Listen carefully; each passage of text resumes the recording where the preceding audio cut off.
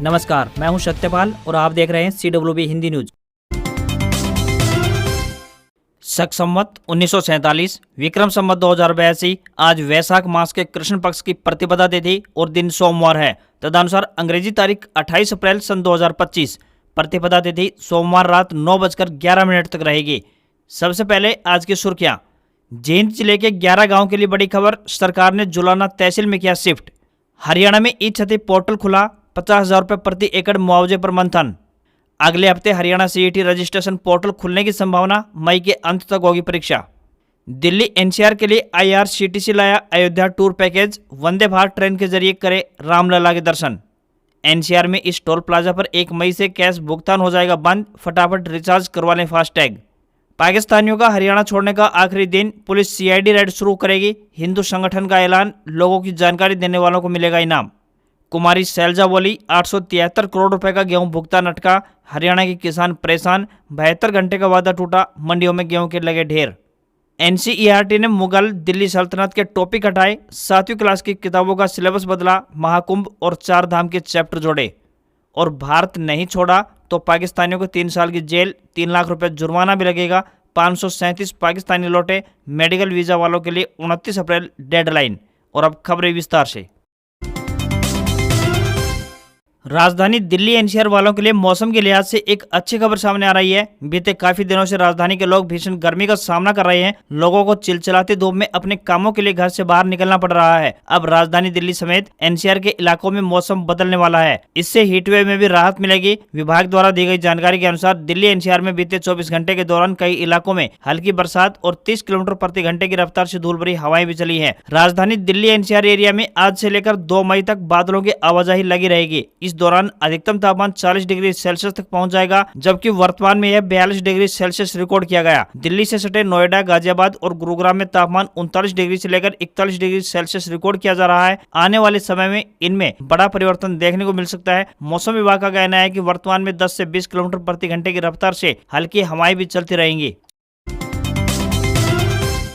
हरियाणा राज्य बाल कल्याण परिषद जिला शाखा रेवाड़ी की तरफ से हाउस कीपिंग स्टाफ के पदों पर भर्ती के लिए आवेदन आमंत्रित किए गए हैं। ये भर्ती अस्थायी एवं संविदा आधार पर होगी। जो भी उम्मीदवार इन पदों के लिए इच्छुक हैं, वे ऑफलाइन माध्यम से अपना आवेदन भेज सकते हैं या फिर स्वयं जाकर जमा करवा सकते हैं। आवेदक पढ़ने लिखने का ज्ञान एवं हाउस कीपिंग के कार्य में निपुण होना चाहिए। अनुभवी व स्थानीय आवेदकों को प्राथमिकता दी जाएगी। किसी भी वर्ग के उम्मीदवारों को कोई भी आवेदन शुल्क नहीं देना है। न्यूनतम आयु 21 वर्ष और अधिकतम आयु 42 वर्ष तय की गई है। इंटरव्यू का स्थान की बात करें तो बाल भवन मॉडल टाउन रेवाड़ी रहेगा। आवेदन करने की अंतिम तिथि 5 मई है। सैलरी 9,000 रुपए पर मंथ मिलेगी। हरियाणा में ग्रुप C व ग्रुप D के लिए आयोजित होने वाली सामान्य योग्यता परीक्षा यानी CET मई के अंतिम हफ्ते में होने की संभावना है। वहीं रजिस्ट्रेशन पोर्टल भी अगले हफ्ते से खुल सकता है। इससे पूर्व हरियाणा कर्मचारी चयन आयोग की तरफ से विज्ञापन जारी होगा, जिसमें योग्यता संबंधी जानकारी दी जाएगी। CET का इंतजार लाखों अभ्यर्थी कर रहे हैं। इससे पहले CET नवंबर 2022 में हुआ था, उसके बाद ये लटका हुआ है। CMO दफ्तर में CET की तैयारियों को लेकर निरंतर बैठकें की जा रही है। मीटिंग में निर्धारित किया गया है कि 28 व 30 मई के बीच CET का आयोजन कराया जा सकता है, क्योंकि 26 व 27 मई से स्कूलों में ग्रीष्मकालीन अवकाश शुरू हो जाएगा। इसलिए आयोग को यह तारीख सही लग रही है। सूत्रों के मुताबिक इस बार रजिस्ट्रेशन पोर्टल सिर्फ 12 से 15 दिन के लिए खोला जाएगा। उसके बाद गलतियों को ठीक करने के लिए 3 दिन का समय दिया जाएगा। इस बार CET में 17 लाख से अधिक अभ्यर्थी भाग ले सकते हैं। पिछले CET में 11.5 लाख अभ्यर्थियों ने आवेदन किया था, जिनमें से 8 लाख युवा परीक्षा में शामिल हुए थे।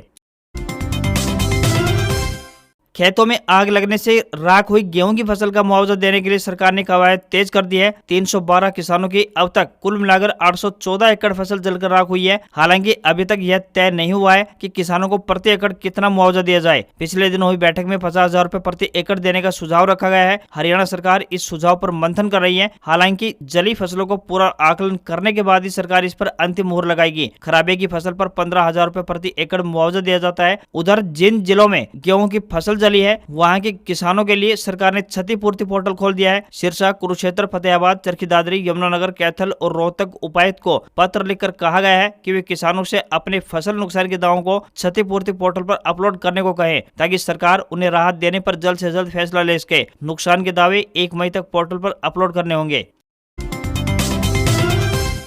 पाकिस्तानियों के हरियाणा छोड़ने की डेडलाइन 27 अप्रैल रविवार को शाम 6 बजे पूरी हो गई। सीएम नायब सिंह सैनी ने पाकिस्तानियों को 24 घंटे के भीतर हरियाणा छोड़ने के लिए कहा था। यह भी चेतावनी दी थी कि अगर वे खुद न गए तो पुलिस उन्हें निकालकर पाकिस्तान भेज देगी। डेडलाइन पूरी होते ही प्रदेश भर में पुलिस की रेड शुरू हो जाएगी। उसके बाद उन्हें पकड़कर दिल्ली कैंप भेजा जाएगा। उधर जींद में जैती जैती हिंदू संगठन ने ऐलान किया है कि जो भी जींद में बांग्लादेशी, रोहिंग्या, पाकिस्तानी और घुसपैठियों की जानकारी देगा उसे संगठन द्वारा 2000 रुपए का इनाम दिया जाएगा। वहीं हरियाणा जनचेतना पार्टी के अध्यक्ष और पूर्व केंद्रीय मंत्री विनोद शर्मा ने पहलगाम आतंकी घटना को लेकर प्रधानमंत्री राहत कोष में 1 करोड़ रुपए देने की घोषणा की है। बता दें कि विनोद शर्मा की पत्नी शक्ति रानी शर्मा कालका से भाजपा विधायक है। उनके बेटे कार्तिकेय शर्मा भाजपा समर्थित राज्यसभा सांसद हैं।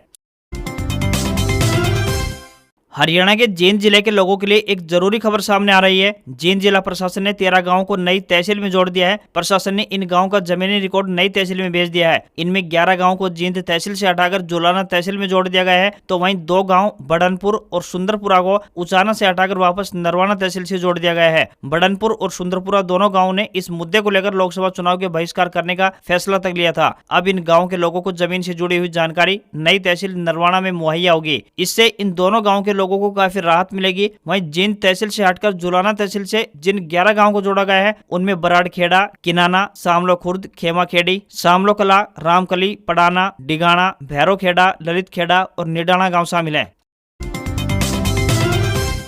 हरियाणा सरकार की प्रोत्साहन नीति की बदौलत आज सूबे के किसान परंपरागत खेती का मोह त्याग कर ऑर्गेनिक और बागवानी खेती की तरफ तेजी से बढ़ावा दे रहे हैं, ताकि कम लागत में उन्हें अधिक मुनाफा कमाया जा सके। इसी कड़ी में फरीदाबाद के गांव ऊंचा में किसान सब्जियों की खेती कर अच्छा खासा मुनाफा कमा रहे हैं। किसान रोहतास ने बताया कि उन्होंने आधा एकड़ जमीन पर तोरी की खेती की हुई है। बिजाई करने से पहले खेत को 2 से 3 बार अच्छे से जुताई करनी पड़ती है। उसके बाद आधा एकड़ में करीब 1 किलो बीज डाला जाता है। एक पौधे से दूसरे पौधे के बीच में 8 इंच की दूरी रखनी पड़ती है, ताकि पौधों को भरपूर पोषण मिलता रहे और अच्छी पैदावार मिलती रहे। उन्होंने बताया कि तोरी के बीज का भाव लगभग 5000 रुपए किलो है। ऐसे में जुताई बिजाई समेत लगभग आधा एकड़ जमीन पर तोरी की खेती पर लगभग 10,000 रुपए का खर्च हो जाता है। शुरुआत में मंडी में तोरी का भाव अच्छा मिलता है, लेकिन जैसे जैसे सीजन बढ़ता है तो भाव में गिरावट दर्ज होती रहती है। चूंकि तोरी की फसल काफी लंबी चलती है, इसलिए लागत निकल जाती है और 50,000 रुपए तक का मुनाफा हो जाता है। यह फसल लगभग 1.5 महीने में पककर तैयार हो जाती है। अन्य किसानों से आग्रह करते हुए उन्होंने कहा कि परंपरागत खेती की बजाय सब्जियों आदि की खेती पर किसान अपने आप को आर्थिक रूप से समृद्ध बना सकते हैं।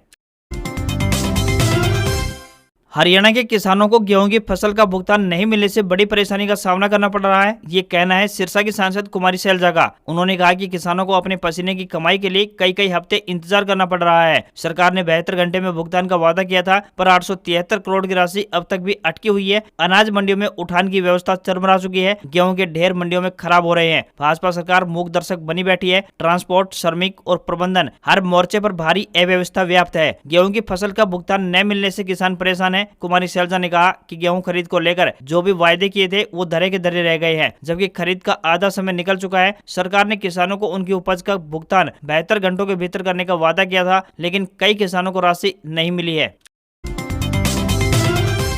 वाहन चालकों के लिए एक जरूरी खबर सामने आई है। बता दें कि गुरुग्राम फरीदाबाद रोड स्थित बंदवाड़ी टोल प्लाजा पर 1 मई से कैश ट्रांजैक्शन सर्विस पूरी तरह से बंद हो जाएगी। यानी टोल प्लाजा पर नगद धनराशि से टोल टैक्स के भुगतान का सिस्टम बंद हो जाएगा। टोल प्रबंधन ने बताया कि 30 अप्रैल की रात 12 बजे के बाद यह आदेश लागू हो जाएगा। इस आदेश के बाद टोल प्लाजा पर भुगतान के लिए केवल फास्टैग ही मान्य होगा। हालांकि कुछ सीमित अवधि के लिए यूपीआई के जरिए भी टोल टैक्स का भुगतान करने की सुविधा मिलेगी। टोल प्लाजा पर वाहनों की लंबी कतारें न हो, इसके लिए टोल प्लाजा को पूरी तरीके से फास्टैग से ऑपरेट कर दिया गया है। खास तौर पर पीक आवर्स के दौरान बात करें तो वाहनों की लंबी कतारें लग जाती थी। अब इसी समस्या से छुटकारा दिलाने के लिए कैश से टोल टैक्स भुगतान की व्यवस्था को बंद कर दिया गया है। जिन वाहनों पर फास्टैग नहीं लगा है उनसे इसे लगवाने की अपील की जा रही है। टोल प्लाजा को जाम फ्री बनाने के उद्देश्य से इस पहल की शुरुआत की गई है।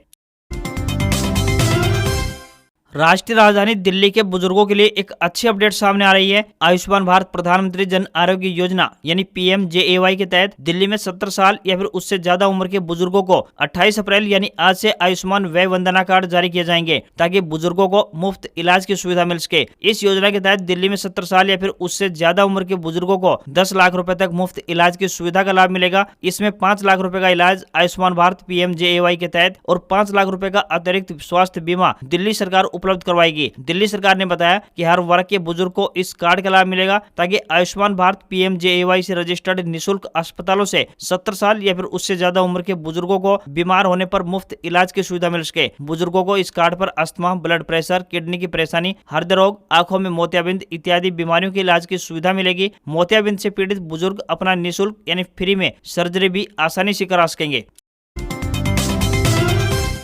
राष्ट्रीय राजधानी दिल्ली और NCR क्षेत्र से भगवान श्री राम की नगरी अयोध्या जाने की योजना बना रहे लोगों के लिए एक अच्छी खबर सामने आ रही है। यदि आप भी अयोध्या जाकर रामलला के दर्शन करना चाहते हैं तो IRCTC आपके लिए एक शानदार टूर पैकेज लेकर आया है। इस पैकेज में आप वंदे भारत ट्रेन के जरिए दिल्ली से अयोध्या पहुंचेंगे। IRCTC ने बताया कि नई दिल्ली के आनंद विहार टर्मिनल से वंदे भारत ट्रेन के जरिए यह यात्रा प्रारंभ होगी। ट्रेन में यात्रियों को चेयर कार यानी CC कोच में सफर करने को मिलेगा। इसमें 1 रात और 2 दिन शामिल है। इस पैकेज में यात्रियों को सरयू घाट, राम मंदिर, हनुमान गढ़ी और कनक भवन जैसे जगहों के दर्शन कराए जाएंगे। इस पैकेज में खाना पीना और ठहरने की व्यवस्था भी शामिल रहेगी। IRCTC के इस टूर पैकेज की बात करें तो प्रति व्यक्ति किराए की शुरुआत 9,510 रुपए से होगी। ट्रिपल ऑक्यूपेंसी पर प्रति व्यक्ति का किराया 9,510 रुपए है। डबल ऑक्यूपेंसी पर प्रति व्यक्ति किराया 11,040 रुपए है। सिंगल ऑक्यूपेंसी पर प्रति व्यक्ति किराया 16,020 रुपए है।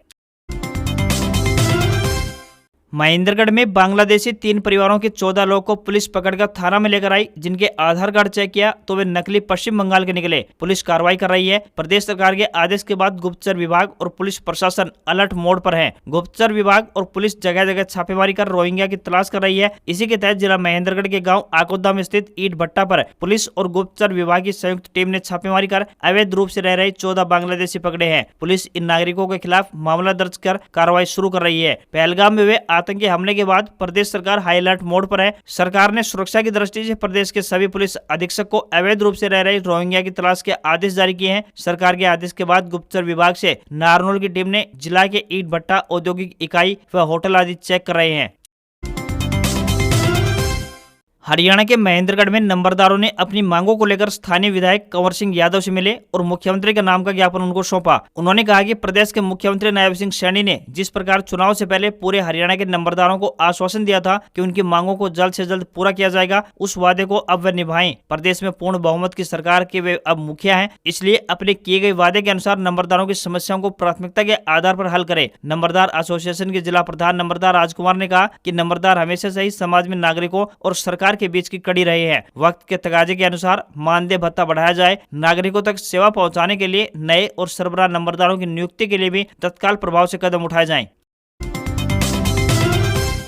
केंद्र सरकार ने पाकिस्तानी नागरिकों के लिए रविवार शाम नोटिस जारी किया है। इसमें कहा गया है कि जो पाकिस्तानी तय डेडलाइन में भारत नहीं छोड़ता है तो उसे गिरफ्तार कर केस चलाया जाएगा। ऐसे नागरिकों को 3 साल की जेल या फिर 3 लाख रुपए जुर्माना या फिर दोनों का सामना करना पड़ सकता है। 4 अप्रैल 2025 से लागू इमिग्रेशन एंड फॉरेनर्स एक्ट 2025 के मुताबिक वीजा की शर्तों का उल्लंघन या फिर तय अवधि से ज्यादा भारत में रुकने पर सख्त कार्रवाई की जाएगी। सार्क वीजा रखने वालों के लिए भारत छोड़ने की समय सीमा 26 अप्रैल थी, तो वहीं मेडिकल वीजा रखने वालों के लिए समय सीमा 29 अप्रैल है। शॉर्ट टर्म वीजा होल्डर्स के लिए डेडलाइन खत्म होने के बाद पिछले 3 दिनों में कुल मिलाकर 537 पाकिस्तानी नागरिक अटारी बॉर्डर वापस गए हैं। NCERT ने क्लास 7वीं की किताबों के सिलेबस में बदलाव किया है। हिस्ट्री, ज्योग्राफी की टेक्स्ट बुक से मुगल सल्तनत और दिल्ली सल्तनत के टॉपिक्स हटा दिए गए हैं, जबकि महाकुंभ समेत गवर्नमेंट इनिशिएटिव जैसे मेक इन इंडिया और बेटी बचाओ बेटी पढ़ाओ को किताबों में जोड़ा गया है। NCERT का कहना है कि किताबों को 2 पार्ट में जारी किया जाएगा और ये केवल किताबों का पहला पार्ट है। ये स्पष्ट नहीं किया गया है कि दूसरे पार्ट में इन टॉपिक्स को जोड़ा जाएगा या फिर नहीं। ये बदलाव national curriculum framework for school education ने दिए हैं। इन्हें नेशनल एजुकेशन पॉलिसी 2020 के तहत डिजाइन किया गया है। हाल ही में NCERT ने विभिन्न कक्षाओं के लिए किताबों के नाम भी जारी किए हैं। कक्षा 1 और कक्षा 2 की इंग्लिश किताबों का नाम मैरीगोल्ड से बदलकर मृदंग और कक्षा 3 की पुस्तक का नाम संतूर रखा गया है। वहीं कक्षा 6 की इंग्लिश किताब का नाम हनीस्कल से बदलकर पूर्वी कर दिया गया है। तो मैथ्स की किताबों के लिए भी यही पैटर्न अपनाया गया है। कक्षा 6 की गणित की किताब जो पहले इंग्लिश में मैथमेटिक्स और हिंदी में गणित थी, अब दोनों भाषाओं में यह गणित नाम से आएगी। आज खबरों में बस इतना ही। देखते रहिए आपका अपना हरियाणा का सबसे बेहतरीन news channel CWB Hindi news. नमस्कार। इसी आशा के साथ आपका दिन शुभ रहे।